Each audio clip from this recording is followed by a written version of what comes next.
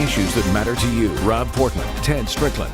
Ohio Counts. Race for the U.S. Senate. Sponsored by the City Club of Cleveland. Media partners include WVIZ, PBS, and 90.3 WCPN Idea Stream, and EW Script Stations, WEWS News 5 Cleveland, and WCPO Cincinnati, 9 on your side.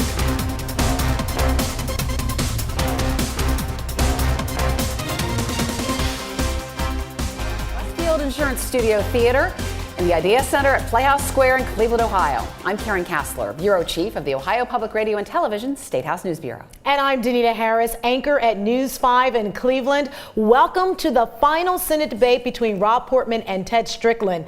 This debate is sponsored by the City Club of Cleveland, which drafted tonight's format. The rules have been agreed to by the campaigns. Media partners are WVIZ PBS and 90.3 WCPN Idea Stream, and EW Script Stations News 5 in Cleveland, and WCPO Cincinnati, 9 on your side. We welcome those watching on ABC stations, as well as those tuning in to your Ohio Public Radio or television station, watching on the Ohio Channel, or nationwide on C-SPAN, and of course, to those here in our studio audience. This 60-minute debate is divided into two segments, each 30 minutes long. Now, in the first half, Karen and I will ask the candidates questions. In the second half, the candidates will respond to questions from the audience. One of those questions will come from Twitter. So if you would like to submit a question, then use the hashtag CityClub. Candidates will have 90 seconds to respond to each question, and the candidate originally asked each question will have an additional 30 seconds for rebuttal. The questions have not been shared with the campaigns. The audience here in the studio has agreed to remain silent so that we can focus on what the candidates are saying. However, we welcome you to applaud at this moment as we welcome the candidates, Republican incumbent Rob Portman and Democratic challenger Ted Strickland.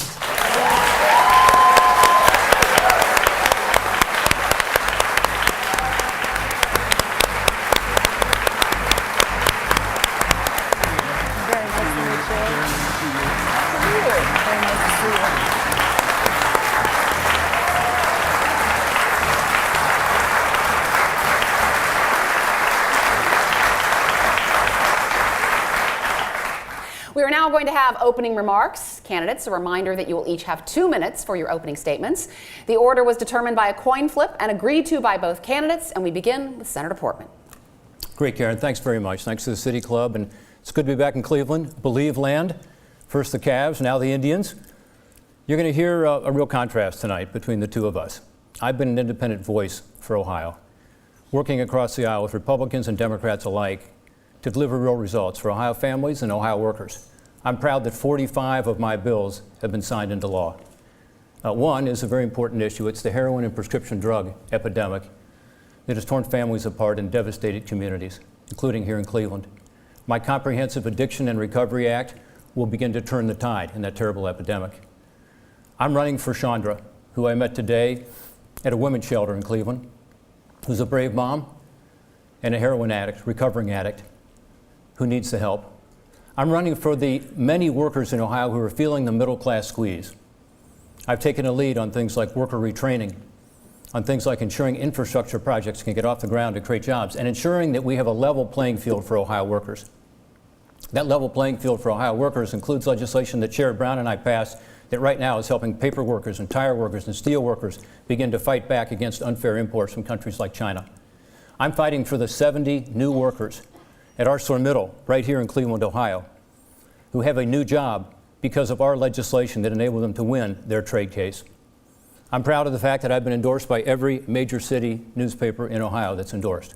The Cleveland Plain Dealer said that I've reached across the aisle and worked with Republicans and Democrats to achieve results for Cleveland.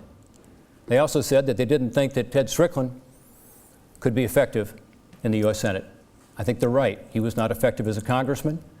As governor, unfortunately, 350,000 jobs were lost, 48th in the country in job creation here in Ohio. 90,000 jobs were lost right here in Cleveland. And when the voters turned him out of office, you know what he said about that? He blamed Cleveland. He said Cleveland's biggest enemy is Cleveland. I think Cleveland's biggest enemy was Governor Ted Strickland's policies. We cannot afford to go back to Ted Strickland's Ohio. All right, thank you very much, Senator Portman. Now, Governor Strickland, you have 2 minutes for your opening remarks. Well, thank you. It's great to be here in the City of Champions. You know, I grew up in a family that had a lot of struggle, but we survived because we loved and we cared for each other. We lost our first home to a flood, our second to hard times, and when I was about 5, our third home burned to the ground. Dad was a steel worker. My mom raised 9 kids, and I was the first in my family to go to college. I learned at a very early age that one bad break can lead to real hardship. And that's why I've spent my life as a minister, a psychologist, a congressman, and as your governor, fighting for working people. And that's who I'll fight for in the Senate. And then there's the Rob Portman story. It's a story of wealth, power, and privilege. A man who pretends to be nonpartisan, but he's always there when Mitch McConnell and the Washington power brokers need him. In fact, he is spending his time and our tax dollars fighting President Obama every step of the way. He said the auto rescue was a lousy deal for Ohio. He's voted to keep us from curbing gun violence. And this man has always opposed President Obama. So let me say, he's voted against President Obama 92% of the time. 92% of the time. He even stood with Donald Trump after Donald Trump said that the president was not a citizen. So when you hear independence and bipartisanship, just remember this. He is the great pretender.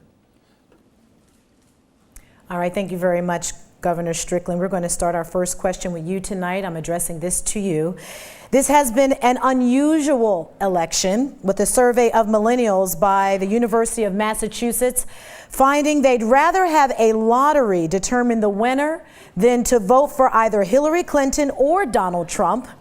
And a Quinnipiac poll released just this week found most voters feel neither Trump nor Clinton is fit to be president. In light of these polls, how do you rationalize supporting your party's candidate for president? Well, there are big differences between Hillary Clinton and Donald Trump. I can assure you of that. Donald Trump is unfit to be president. He has spent years saying that President Obama was not a citizen. He has mocked disabled people. He has made fun of prisoners of war and Gold Star families and so on. He's called women pigs and worse. We know that Donald Trump is not fit to be president. Hillary Clinton, on the other hand, has great experience. She's been a first lady, she's been a senator, she was our Secretary of State, and she has answers to our problems. Secretary Clinton, working with Barack Obama and Bernie Sanders, they've come up with an education plan, just as an example. And this education plan says if you make less than $125,000 a year, your child can go to a public college or university tuition free. That includes about 80% of the people in the state of Ohio. Think of that. Parents not having to worry about whether or not their kid can go to college. Now, Senator Portman's not going to support that kind of approach because he's not taken the right kind of attitude toward Ohio students. Let me tell you, he opposes allowing Ohio students to refinance their student debt at a lower interest rate. He's tried to cut millions of dollars out of Pell Grants. When he's had to choose between Ohio students and the banks, he chooses the banks. Okay, Governor Strickland, we're going to have to stop right there. Senator Portman, we know that it actually took you a while to withdraw your support from the Republican nominee, Donald Trump. But I would like to get your take on the fact that millennials, age 18 to 34, isn't it a sad commentary that that age group sees the candidates as neither one of them being fit to be president? Well, Danita, I do think it's sad. I do think that it would be nice if, they could look up to their presidential candidates. I do think that in this campaign, we've seen some things said and done that has discouraged them. I have stood up, as you said, and I have consistently stood up when I thought something was said that was wrong. My opponent hasn't done that, by the way. I believe that words matter. Words mattered so much that I took the extraordinary step not to be able to support my Republican nominee for president.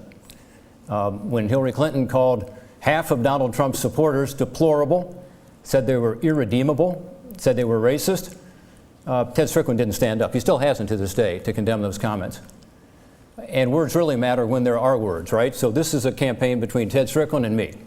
It's not a presidential campaign, although you'll hear my opponent continually talk about the presidential campaign. You think he wishes he was running against Barack Obama. If so, he should have run in the presidential, or against Donald Trump, he should have run in the presidential campaign. But this is what he said during this campaign.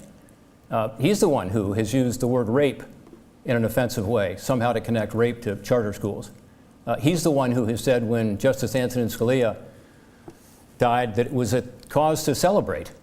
And he did so for political purposes. He celebrated the death of Antonin Scalia.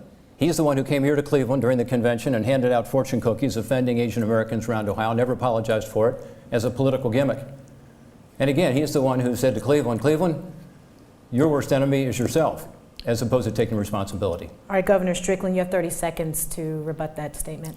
Well, my opponent can defend Donald Trump all he wants, but the fact is that he stood with and by Donald Trump after Donald Trump spent years saying that Barack Obama was not a citizen. He stood by Donald Trump when he called women pigs and worse. He stood by Donald Trump when he mocked a disabled person. And it wasn't until it was in his political calculation to try to disassociate himself that at the last minute, shortly before this election, he said, well, I can't vote for Donald Trump. Mr. Portman, Senator Portman, my first question is to you. Karen. Your colleague, Senator John McCain, promised this week that Senate Republicans would be united against any Supreme Court nominee that Hillary Clinton would put forward if she were elected president. His office has backed off that a bit, issuing a statement that says he would thoroughly examine the record of any Supreme Court nominee put before the Senate. Well, it's been said that the Senate has the constitutional obligation to provide advice and consent on a Supreme Court nominee. Some court scholars are saying there's nothing that requires that to happen. There's nothing that requires hearings. So regardless of who is elected, will you push for a fair hearing process for a nominee to the court, or will you join in an attempt to block a nominee? A fair hearing process, absolutely. And, you know, I believe that that's what I've done. There are many of Barack Obama's nominees who I found were not qualified for the court and couldn't support, but many I did support, including his appointments to executive offices as well as to the court. I look at each one on the merits, Karen, and that's what we have to do. So no, I don't agree that we should automatically block nominees. We should be working together to figure out how to solve problems and figure out how to ensure that we get the best people to serve on the court for a lifetime appointment, to be sure that we're finding the best people to serve in the executive branch. But we should work together on that and ensure that we do have buy-in from Republicans and Democrats alike. When the Democrats took back the Senate, you know, they took away the 60-vote margin and took it to 50 votes because they didn't want to have any Republican input. I think that was a mistake. I think it would be a mistake for Republicans to do that. I disagree with a lot of my colleagues on that, as you know. But no, I think we should look at justices on the merits. And I'll look at justices as to whether they are faithful to the Constitution, whether they're going to legislate from the bench, which I don't believe is the role of judges, and what their qualifications and background are. And I think that's what all of us ought to do. Governor Strickland, you have a chance to respond. So Mr. Portman claims that he's independent and bipartisan. Well, he wasn't bipartisan when it came to guns. He voted against an amendment or a bill that would disallow suspected terrorists from buying guns. He wasn't bipartisan when it came to the bipartisan bill on immigration. But perhaps the most egregious action he's taken has been against Judge Garland. Now, I'm going to read back the words that he just uttered. He said, I don't agree that we should automatically block a nominee. For months, he has blocked Judge Garland. He said this man should not have a hearing or get a vote. He has disrespected the president, and he has failed to carry out his constitutional obligation. He has not done his job for months, and we have a 4-4 split on that court. And he has an answer. He needs to give us an answer. Senator, every newspaper in this state has criticized you for this, and yet you refuse to allow the president's nominee to get a hearing and a vote. You've got some answering to do to the people of Ohio. You're not acting in a bipartisan manner. You're acting in a very hyper-partisan manner when it comes to the Supreme Court. And so he can claim to be independent. He can claimed to be bipartisan, but on this very serious issue, he has not been bipartisan. Senator Portman, you have 30 seconds to respond. Well, actually, Karen, I did answer your question, unlike Governor Strickland, who did not answer it. And look, I have voted for Barack Obama's nominees when I thought they were qualified. That's the record. It's a clear record. 45 of my bills that I wrote have become law. This means that Barack Obama signed those bills. By definition, they were bipartisan. They had to get through the Senate, get through the House, and get signed into law. It's not easy to do. Washington is a dysfunctional place these days. And one reason I'm running for re-election is I believe we need people in Washington who know how to do that, because it's unfortunately something you see less and less in Washington. We need to figure out how to work together as Republicans and Democrats and solve big problems. I'm a conservative. I'm proud of that. I'm a common sense conservative who achieves results. Thank you. Governor Strickland, there is no denying the growing problem with drugs across the country and also here in the state of Ohio. And in our state alone, last year, an average of 8 people a day died from overdoses, many related to opioids like heroin and fentanyl. The epidemic is taking a toll on communities that are struggling to cope with the emergency calls for overdoses, as well as to handle the number of addicts needing treatment. Is this an issue that should be handled at the community level? Or is there a role for the federal government? Well, there certainly is a role for the federal government, and you are right in describing the problem. It is a scourge. It is a scourge, and people are dying needlessly, in part because we don't have adequate treatment available for people who are seeking treatment. I know something about this. I just lost a very close relative to OxyContin overdose a few months ago.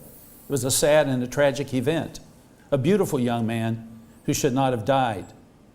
But the fact is that I was aware of this when I was governor, and I started the prescription drug task force when I was governor, because so many of these addictions begin as a prescription use, and then people get addicted and they no longer have the prescription, or it's too costly, so they go to the streets and they find heroin and other substitutes. Communities need help. And I applaud my opponent for calling attention to this issue. But he has voted against the very resources that communities like Cleveland need to fight this scourge. The omnibus bill, he voted against. But I'm not surprised, because there were 14 other things in that omnibus bill that he took credit for, and he voted against. So Senator Portman is good about describing the problem, and he's even good about showing personal concern. But he won't bite the bullet and provide the resources. He lets other senators cast the vote, carry the water, and then he takes credit. Senator Portman, where should the weight lie? Is this just a community weight that should be carried by community leaders, or should the government, the federal government, step in and do something? Danita, as you know, I've taken the lead in Washington on this because I believe the federal government does have a role to play. It's an epidemic. You know, we spend emergency money on Ebola or the Zika virus. This is an epidemic. This is an emergency in my view. So that's why I pushed hard over the last few years to write the Comprehensive Addiction and Recovery Act, brought in experts from all around the country, including from Ohio. Tonda DeRay is here in the audience tonight. She lost her daughter, Holly, to a heroin overdose, and she has now taken her loss and constructively channeled it into trying to help, including helping me write this legislation. She testified in Washington, D.C. before the Judiciary Committee to try to be sure that we wrote legislation that really would help in terms of prevention and education, treatment, and recovery. I mentioned that I was at the women's shelter today meeting with women who are recovering addicts. They need help. They need it now. Cleveland lost about 1 person per day last year to heroin and prescription drug overdoses. This year, we're on track to lose maybe as many as 2 people a day. We may see a doubling. And more people being lost not just to heroin, but to fentanyl, synthetic heroin, and carfentanil, and U4. And this is why my legislation is so important to get implemented. I just got $37 million into the short-term budget between now and December 9th. There were no other major exceptions to that legislation except mine. Why? Because I was able to convince my colleagues this is an emergency, it's something we must fund. What Governor Strickland's talking about is politics. What I'm talking about is actually how to solve this problem and how to address it in a way that uses best practices from all around the country. And that's what the Comprehensive Addiction Recovery Act will do. Governor Strickland, you can respond to that. I'm not talking about politics. I'm talking about his record. December of last year, in the omnibus bill, there was money in there to provide communities like Cleveland resources to fight this scourge. And he voted against it. And then he has spent months traveling around Ohio telling people how concerned he is and how much he's done. He didn't have the courage to actually cast the vote. He let other senators cast the vote, and then he's taking credit for what others have done. He didn't carry the water. Other senators had to carry the water for him. Danita, can I respond to that? No, we have to move on to our next question. Thank you. Senator Portman, last November, you called for a halt to the resettlement of Syrian refugees into the United States, saying you had deep concerns about the U.S. government's ability to properly check their backgrounds. But you've also called the persecution of Christian and other minority religious groups in the Middle East genocide and called on the U.S. to do more to protect them. While most polls show Americans are opposed to the U.S. accepting more Syrian refugees, the pictures from Syria are haunting, such as the one of a young boy in the back of an ambulance covered in blood and dust from an airstrike that destroyed his home. What role, if any, do you think the U.S. should play with regard to the people of Syria? Well, I think we've let the people of Syria down. Sadly, there are over 200,000 people who have been killed by their own government there. 4 million people or more have now fled the country as refugees. Many have stayed in the area to be resettled. Others have gone to Europe, over 1 million. Some have come here. My response to the question about bringing additional Syrian refugees was because before the Homeland Security Committee, the director of the FBI said that we cannot figure out who these people are, what their intentions are, because we have no information on them, because we don't have any contact with the Syrian government or any people on the ground to be able to determine that. That, to me, is not a good thing for the United States to do. Instead, what I've called for since my first day of Senate is to say, let's create in Syria a safe zone, a no-fly zone, where they can stay in their own country. When these refugees have been interviewed and they're asked, would you rather go to Europe, the United States, where would you like to go? They say, we want to stay home. And yet the United States continues to draw red lines to say, we're going to do this in Syria to help, we're going to stop the chemical weapons, we're going to provide some sort of a safe zone, and then we don't honor them. And you see this in Aleppo tonight, as we talk here tonight. The Russians and the forces of Assad are bombing civilians. He's been dumping these barrel bombs onto his civilians over the past several years, again, killing over 200,000 of his own people. And the United States has not led. We lead from behind, which is what the Obama administration promised they would do, and that's exactly what they have done. It's what Ted Strickland supports, and it's led to tragic consequences. Governor Strickland, what would you do? What do you think is the role for the U.S. regarding the people of Syria? First of all, let me say that we have lost a brave American just recently in the fighting that's taking place near Mosul. We ought to remember that only 1% of the American people protect the 99% of us, and we ought to honor our men and women who serve us and never forget their sacrifice for us. Syria is a very complex problem. To be honest with you, I think much of what we're experiencing in Syria and that part of the world today is a direct result of the fact that we went into Iraq some 14, 15 years ago. But what's happening in Syria is tragic. Russia is complicating it. There are so many factions in Syria. Just let me say that I believe our first obligation is to keep Americans safe, and that's my intention. There are some things that we can do there. We can increase our use of air power. We can increase our use of drones. We can increase our intelligence gathering. But I'll tell you one thing that I will never support, and that's ground troops being reintroduced into that part of the world. We cannot solve every problem. This war has gone on in that part of the world for some 15 years, and I think Americans are sick of the war, and they understand that there are some things that we can do. Now, in terms of the refugees, I believe we need to honor our values, and we need to bring in those who are properly vetted. It takes about a 2-year period of time to vet Syrian refugees. Senator Portman, response? 30 seconds. Well, again, my concern with the way we have gone about the Syrian situation is a much broader one, which is America's role in the world has been diminished under this president and with the support of my opponent. When he moved to Washington, D.C. to become a lobbyist for this group called the Center for American Progress, he took on these positions of having America withdraw its strong leadership role around the world. And you see the consequences. A void has occurred. Look what's happening on the eastern border of Ukraine with Russia tonight, what happened in Crimea, what's happening in the South China Sea with regard to China building military bases on a coral reef and what's happening, sadly, in Syria and Iraq, so many people losing their lives, America has pulled back. In many respects, China and Russia has taken our place. Thank you. Governor Strickland, as we look at the issue of criminal justice reform, we see that police brutality and the shooting of citizens have been in the headlines across the country, and Ohio is not immune.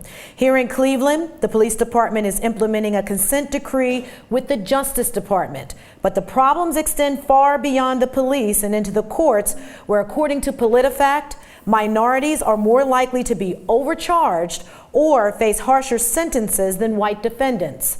What specific measures can senators take to address the systemic problems within our judicial systems at the local level? We've got a problem. We need to face it. We need to deal with it. Too many young men of color are losing their lives in America. The statistics don't lie. It's happening. In my judgment, Tamir Rice should be alive today. And the man who was in the Walmart store holding a toy gun that Walmart sold should be alive. So what should we do? We need to recognize that black lives do, in fact, matter. And that there is a disproportionate number of deaths occurring among the community of African Americans and other people of color. And I believe our government at every level has a responsibility to acknowledge it and to work to stop it. We've got to come together, but we can't solve the problem unless we recognize it and admit it, and then come together and work to solve it. So there is a federal role, and I'm glad the federal government is getting involved in many of these situations. Now, one of the things we shouldn't do is what Senator Portman has proposed to do. He has authored and introduced a national stop and frisk bill. That's not the approach we need. We need to pull communities together, not use issues that drive them apart. But the first thing we need to do is acknowledge the problem and then commit ourselves to finding solutions to that problem. Senator Portman? Danita, you asked about criminal justice reform and some of the deeper problems. There is legislation, as you may know, in the Senate, Cory Booker's legislation that's bipartisan to reform some of our criminal justice system and some of our laws, some of the disparate outcomes that have occurred. And I'm a supporter of that legislation. I'm a co-sponsor of it. I've also taken the lead in Washington over the years on this issue of ensuring that people who are coming out of prison have the opportunity to get their lives back on track. Why? Because it's good for everybody. Certainly it's good for them achieving their God-given purpose in life. It's good for the community because you reduce crime. It's good for the taxpayer because right now more than half of those people are in a revolving door. They're back out of the prison system. Within 2 or 3 years, they're back into the prison system again. I'm the author of what's called the Second Chance Act, to give people the opportunity to get the job skills they need, to get the drug treatment they need, to get the mental health help that they need, to be able to get a job, become productive citizens. There's some great examples of that here in Northeast Ohio. Northeast Ohio has taken full advantage of the Second Chance Act. Over $2 million has gone in grants to the Second Chance Act to Cleveland just in the last few years. Tonight in the audience is Brandon Krotowski. Brandon runs Edwin's. You probably know about Edwin's, an incredible story. It's a restaurant, but it's much more than that. Everybody who works there is someone who has come out of the prison system, returning citizens, and a lot of them have had tough times. He teaches them a skill over 6 months, which is culinary skill, but also how to work, how to show up on time, how to apply for a job. His placement rate is about 95%. I brought him to Washington, D.C. and had him serve lunch to all of the Republican senators along with one of his colleagues there just to show off what he's doing. All right, And we need more Second Chance Act. We have to, and we would ask that the audience would refrain from applause. Governor Strickland, you have 30 seconds to respond. I worked in a maximum security prison as a psychologist for over 10 years. I've seen the results of a criminal justice system that is broken. We're sending too many people to jail for too long a period of time, and when they get out, they're in a situation where they can't earn a living because of their records. We need to change things fundamentally. My final question is to you, Senator Portman. You're on record calling for the repeal of the Affordable Care Act, also known as Obamacare. In 2013, you co-sponsored a bill with your Senate colleague and former Republican presidential candidate Ted Cruz that would defund Obamacare. But the ACA has some components that Americans have said they like.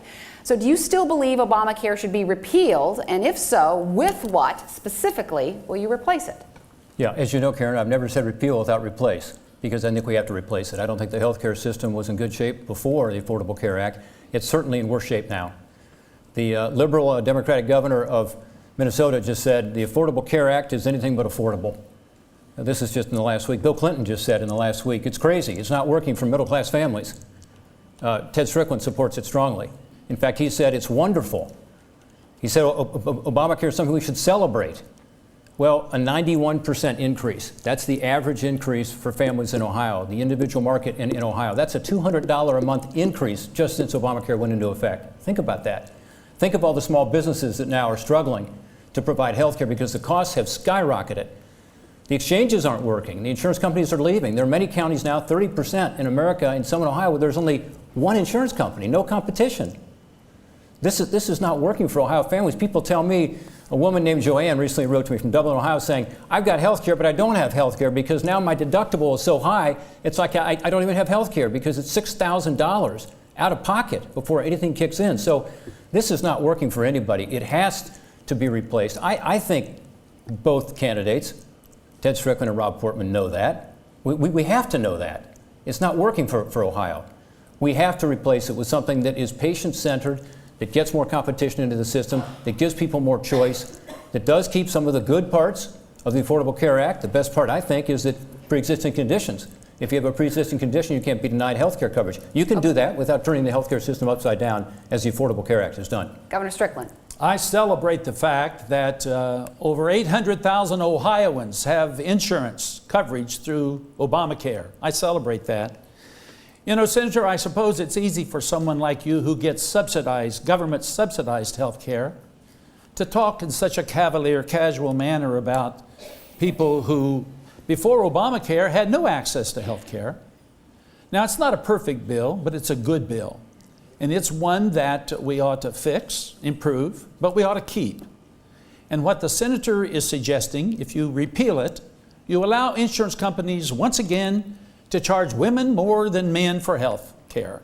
You allow insurance companies to say, if you've got a pre-existing condition, we're not going to insure you. That's a big problem.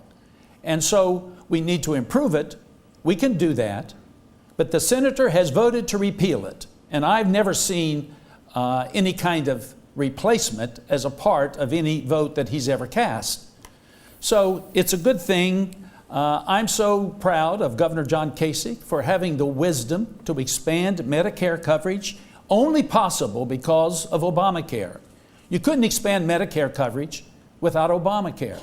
So I'm very excited about the fact that we are moving toward a time in America where fewer people have to worry about whether or not their kids have access to care, whether or not they'll have care if they have a pre-existing condition. And so I support Obamacare, a big difference between the two of us. Senator Portman, 30 seconds to respond. Again, I just can't believe that Governor Strickland continues to support Obamacare. Others have looked at it and realized this just is not working. Absolutely, you can cover people with Medicaid without having the Affordable Care Act. And by the way, 3/4 of the people he's talking about who get coverage, it's Medicaid. It's not the exchanges. We just found out that in Ohio, there's going to be a 13% increase for people in the exchanges next year. 1 year, 13% increase. No one can afford that. I talked about the middle class squeeze earlier, the fact that wages are flat and expenses are up. You know what the big expense is for most families in Ohio? Healthcare. All right. Well, we want to remind you that you are tuned to Ohio Counts, Race for the Senate, a debate between Rob Portman and Ted Strickland. We are coming to you live from the Westfield Insurance Studio Theater here at the Idea Center at Playhouse Square in Cleveland, Ohio. This debate is sponsored by the City Club of Cleveland. Media partners are WVIZ, PBS, and 90.3 WCPN Idea Stream, and EW Script stations, News 5 in Cleveland, and WCPO Cincinnati, 9 on your side. We are now going to transition to the second part of our debate where we take questions from the audience. These questions were submitted by audience members and vetted by the City Club and the media partners to avoid duplication. They have not been shared with the candidates. And if you are following us on Twitter tonight, we will be taking one question via Twitter at #CityClub. I'm going to say that again, #CityClub. So you can tweet your question. But right now we're going to go to our first audience question. Welcome. Good evening. My name is Tahir Sanji, and my question is on foreign policy. With ISIS currently losing significant territory in Iraq, what do each of you see as potential solutions to help with the long-term dismantling of fundamentalist teachings that have led to the creation of ISIS? This is for you, Governor Strickland. Thank you for that question. And as I said earlier, Syria is a very complicated, complex problem. There are factions in Syria, multiple factions, religious and national factions. Russia is complicating the situation, certainly. First thing we should do, and I'm glad that it looks as if we're moving into Mosul and we will rid ISIS of Iraq and any effective territory that they may hold. And so then we'll have to focus on Syria, where ISIS will make their final holdout, I believe. We've got to work with our partners in the area. We've got to expect them to do more. We've got to expect Saudi Arabia and others to help us more than they are helping us. We've got to continue to use our air power effectively. I support the use of drones to take out ISIS leadership. But the final solution cannot be one that America imposes. We have been at war for going on 15 years in that part of the world. We've sacrificed our wealth and the blood of our sons and daughters. And so the last thing we should do is involve ourselves in another ground war over there. And so we need to improve intelligence. We need to share intelligence. We need to expect more out of our partners. We need to stand up to Russia. Senator, sorry. That's okay. Senator Portman. Did I run out of time? Tara, I think your question was about ISIS, not Syria. And I do think we're not doing enough. I think we ought to do three things much more effectively. One is go after them where they are. And I think the fact that we have pulled back in terms of our role in Syria has given ISIS more breathing room. I think we need to be more aggressive in terms of using U.S. air power against ISIS, both in Iraq and in Syria. But they've now spread to 20 other countries. So it's not going to be effective just to do that. We've got to do a better job protecting our own country. As you know, a lot of foreign fighters are expected now to go back home. There was a warning issued day before yesterday by the European security officials saying that as Mosul falls, which I believe it will at some point, a lot of foreign fighters are going to go back to Europe. A lot of those European countries have a visa waiver program with us where they can come back to the United States also without going through the normal procedure you would have to go for a visa. There are also foreign fighters from the United States. We don't know exactly how many, but probably in the hundreds. So we need to do a better job of screening those who are coming back into our country. But third, and I believe this, frankly, is the most important aspect of this, we need to do a much better job of dealing with homegrown terrorism, including those who are ISIS-inspired. Think San Bernardino. Think of the tragedy which occurred in Orlando. And this, I think, is the most difficult and perhaps the most important part of this. Number one, I think we need to work better with the Muslim community here in this country. Better cooperation, working together to solve this problem, because the vast, vast majority of Muslims in this country want to solve this problem.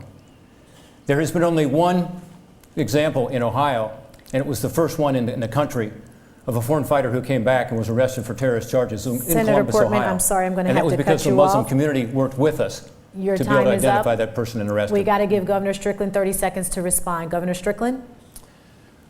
Well, you know, I met with some Muslim citizens recently. I heard tragic stories of how they feel as a result of what Donald Trump and some of his supporters are saying and doing. I talked with two sisters who said they went to the mosque to pray. And one of them said, you know, we were wondering whether or not we both should be there because if something happened to us, there would be no one left to care for our 92-year-old mother. That's the tragic situation that results from people like Donald Trump and their language. We now go back to the audience for another question. Senator Portman, you'll get this question. Great. Welcome. Good evening. My name is Marnie Urso. My question is about climate change, which is a real and present threat to the people, wildlife, and ecosystems here in Ohio. Public health agencies are preparing for more heat-related deaths and new insect-borne diseases. Water infrastructure agencies are expecting damage from more and intense rainstorms and flooding. Experts are concerned about water levels and algal blooms in our Great Lake Erie, and increased smog during heat waves as well.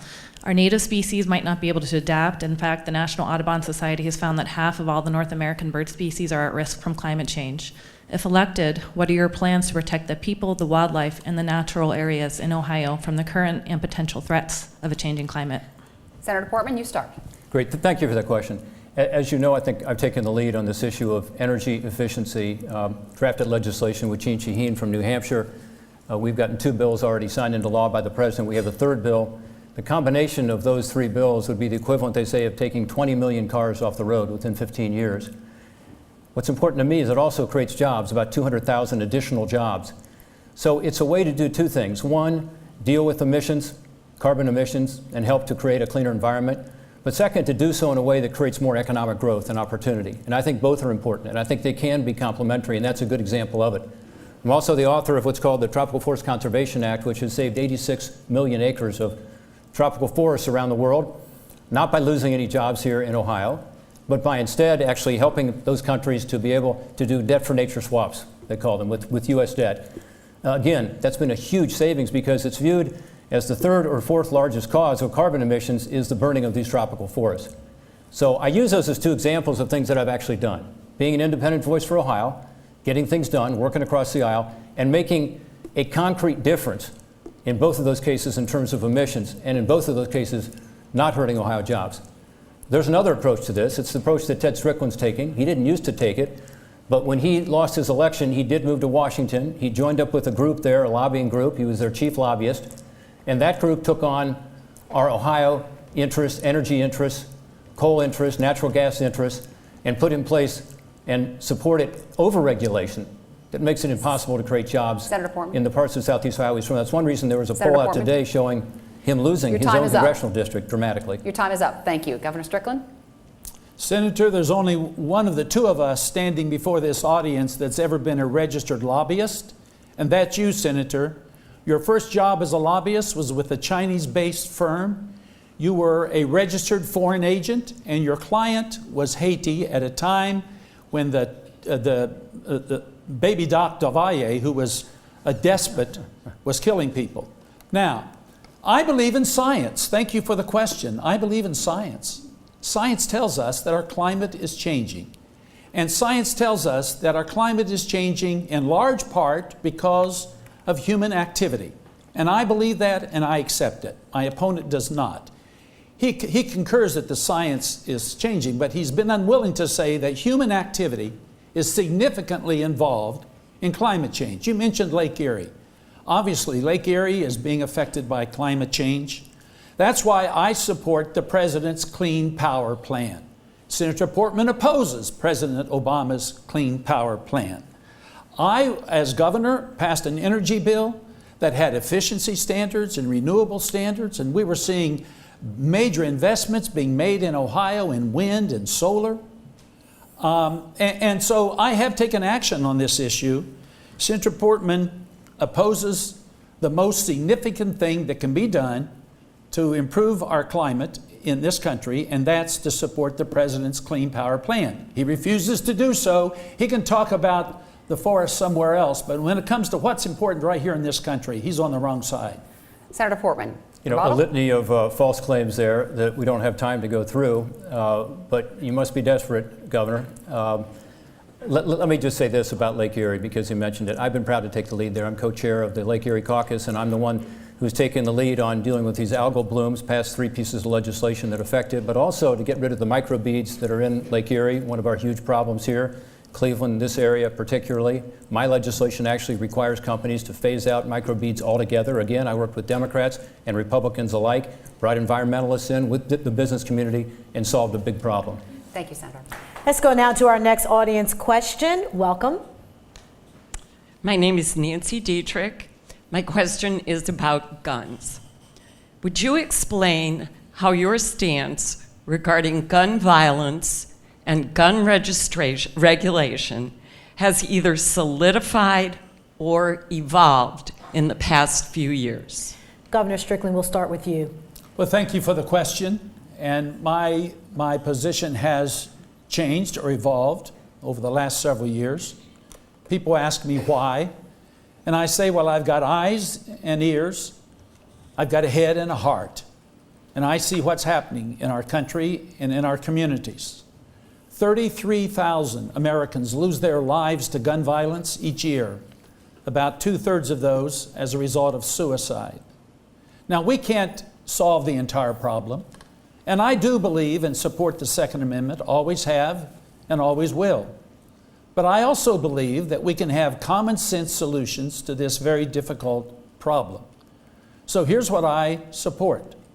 I support comprehensive background checks for gun sales, including internet sales and gun show sales. That makes sense? Most gun owners support that as well. In fact, the NRA used to support background checks.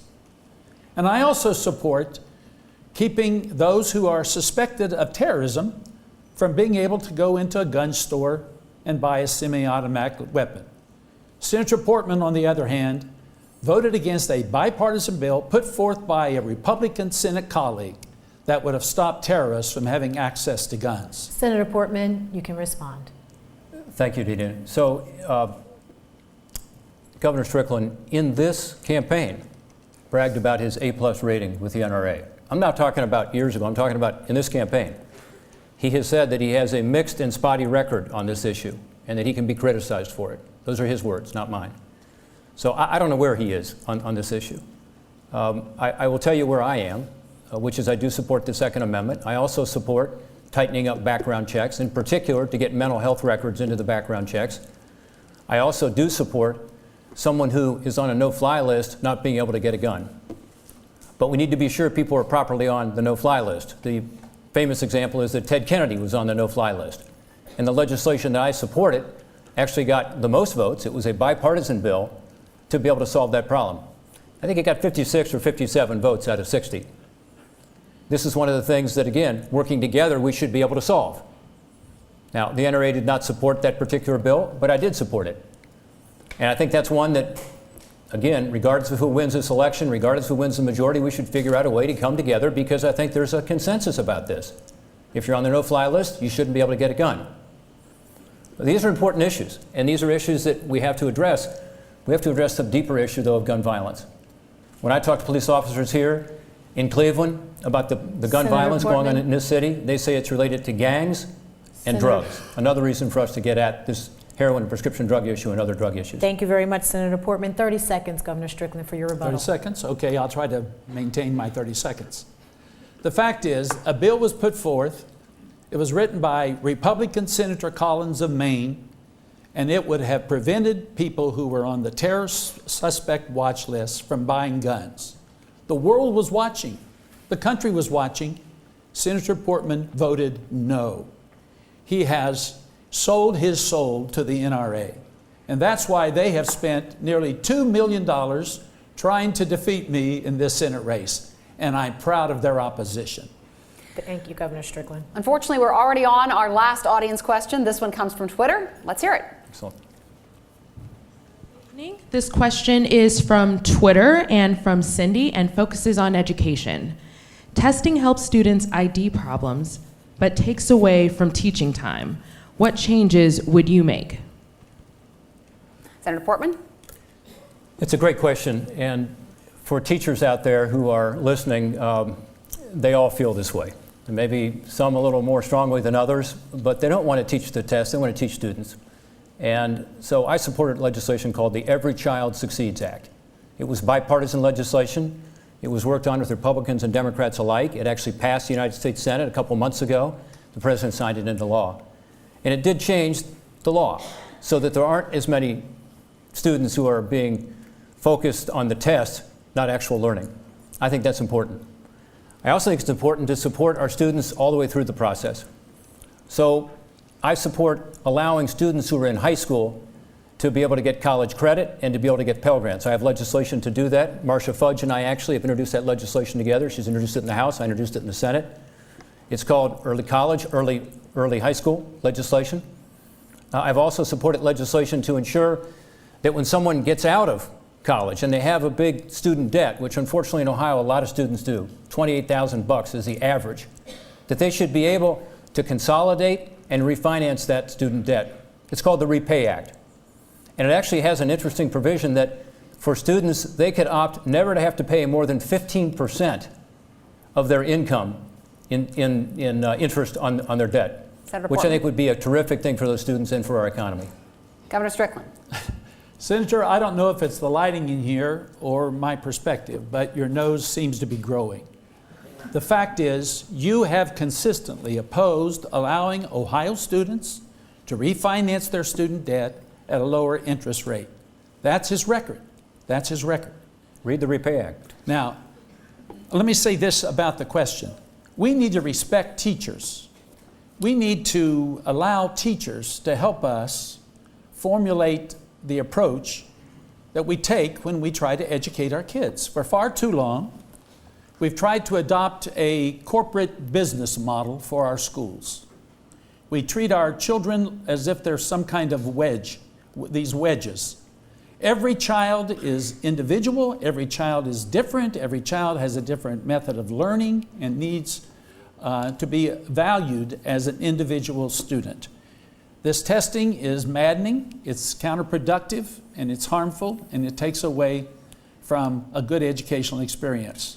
Education should be enjoyable, and it should be adequately funded, and we, as I said, we need to put professional educators in charge of education. And what we've done is allow politicians at the federal level to dictate too much of our education policy. Senator Portman, you have 30 seconds. Well, again, the bitter partisan attacks over here and the falsehoods, he needs to look at the Repay Act because it's good legislation. It's bipartisan legislation. It allows students in Ohio to be able to pay less in student loans. That, to me, is very good for them. It's also good for our economy so they can buy a car, get a house, get out of the parents' basement. I think it's great legislation. And it's the kind of thing that I focus on in Washington as an independent voice for Ohio. I know it frustrates him because I got a lot done. When he was in the United States Congress for 12 years, I mentioned I got 45 bills done. You know how many he got passed? 0. We need to move on to closing remarks. All right, we have come to the point in this debate for our closing remarks. By prior agreement, the candidates will follow the same order as the opening remarks. And we want to let you know, candidates, you have 90 seconds. 90 seconds for your closing remarks. And we're going to begin with Senator Portman. Great, thank you, Danita, and appreciate you guys tonight in the City Club. You've seen a real contrast here tonight. You've seen Ted Strickland talk about, again, bitter partisan attacks. He doesn't want to talk about his record. I don't blame him. If I had his record, I wouldn't want to talk about his record either. The Cleveland Plain Dealer said when they endorsed me, he has no roadmap for the future. And that's true. On the other hand, I've talked tonight about my independent voice for Ohio, my approach of working across the aisle to get stuff done that actually helps Ohio families and helps Ohio workers. I'm proud of that. What I do is I go to Washington, D.C. to represent you in the United States Senate, taking with me the Ohio values that I learned growing up. When I was a kid, I was living here in Cleveland, Ohio. My dad had a job as a salesman. He decided to give it all up and take a big risk. He took us back to Cincinnati, Ohio, which was his hometown, to follow his dream, and that was to start a small business. He gave up his health care, he gave up his commission, mortgaged the house, couldn't get enough money to start the business because the bank wouldn't give him any money. His family didn't have any money, so he had to go to my mom's uncle to get a loan to start the business. It was 5 people, 5 other guys. My mom was the bookkeeper. They lost money the first few years, but they persevered through hard work, sacrifice, and an ethical approach to business, eventually finding their niche. I worked there, my brother worked there, my sister worked there. I ground the rust off forklift trucks to prepare them for painting. I swept the shop floor, built a paint booth. Recently, I ran into a guy who I've known almost my whole life. He was a lift truck mechanic at Portman Equipment Company. Senator Portman, you need to wrap it up. Sorry. Governor Strickland, you have 90 seconds for closing remarks. We're running out of time. Well, thank you, and I want to talk to the people of Ohio. There's a choice in this Senate race between Rob Portman, born with a silver spoon in his mouth, and he spent his political life looking out for people like him, the wealthy, the well-connected, the Washington insiders, and the Wall Street bankers. I've got a different story. I've spent my life fighting for working people. So that's why I opposed NAFTA. He voted for it. That's why I supported the auto rescue. He opposed the auto rescue. That's why I oppose raising the retirement age and privatizing Social Security and voucherizing Medicare. He wants to raise the retirement age. He voted to voucherize your Medicare, and he wants to privatize your Social Security. In terms of working people, he's opposed to raising the minimum wage. He voted to strip overtime pay from 6 million of you. 6 million Americans lost overtime pay because of this man. So I'm fighting for you. I believe in working people. I think you need a break. And Senator Rob Portman represents everything that you don't like.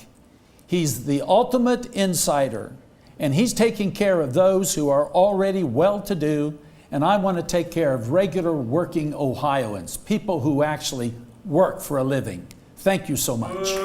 All right, we're going to ask the audience to refrain from any noises, any sounds. We've been good so far. Let's close out on a positive note. You have been tuned into Ohio Counts, Race for the Senate, a debate between Rob Portman and Ted Strickland. This debate was sponsored by the City Club of Cleveland. Media partners include EW Script Stations, News 5 in Cleveland, and WCPO Cincinnati 9 on your side, along with WVIZ PBS and 90.3 WCPN Idea Stream. I would like to thank both candidates for participating in this debate tonight, and also a big thank you to our studio and Twitter audience for their thoughtful questions. For my colleague Danita Harris, from News 5 here in Cleveland, I'm Karen Kassler from the Ohio Public Radio and Television State House News Bureau. Thank you for tuning in, and good night from Cleveland.